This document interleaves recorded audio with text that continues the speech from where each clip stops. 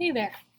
This is a video that's going to go over the first unit that we're doing this year around our world. We've chatted about it a little bit in class, but here's an overview of the unit with this little overview document.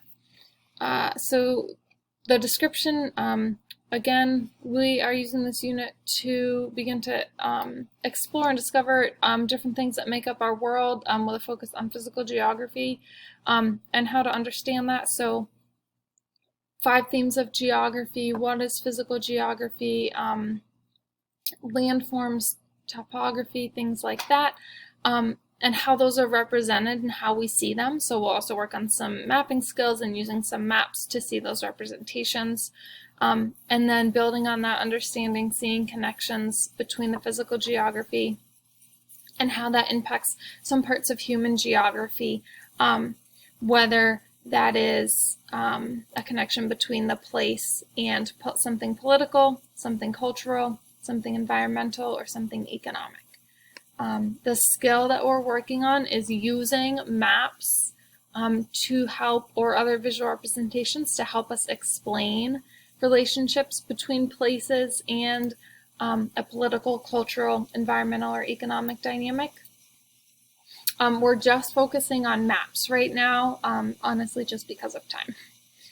So this is your proficient skill highlighted in green. I can use maps or photographic representations to explain relationships between the locations of places and regions and their cultural, political, cultural, environmental, or economic dynamics.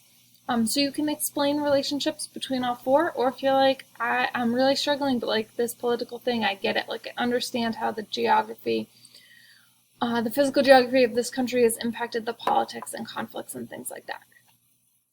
But using maps to help explain relationships. We have a couple different learning scales, and they will be present in the different activities that you're doing. The first one is I can describe the political, cultural, environmental, or economic dynamics of a place through doing some country research, country or continent web quest research. And then I can use a visual representation to explain the relationships between a place and a dynamic. So building on that understanding of mapping skills and landforms and topography and things like that, and how maps show us that. The last chunk right here, this is a list of learning activities and formative and summative assessments that we're doing. So you'll start with the 5 themes of geography. Then we have a mapping skills activity, we have a landforms and topography activity, a hexagonal thinking activity, which will be formative in PowerSchool. These are all formative, so they're informing how we're doing. The first 3 are just going to be a check, like you've gotten the knowledge, you've practiced it, you've taken some notes. The hexagonal thinking, we're going to look at where you fall on that learning scale.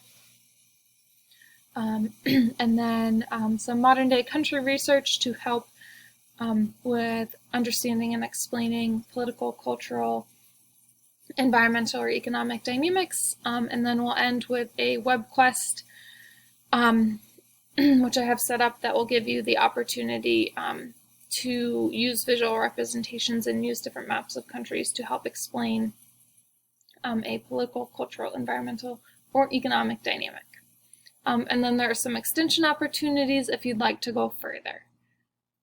But this is an overview of what we're doing, so it will be posted under the Our World topic in Google Classroom along with this video to help guide you through our unit.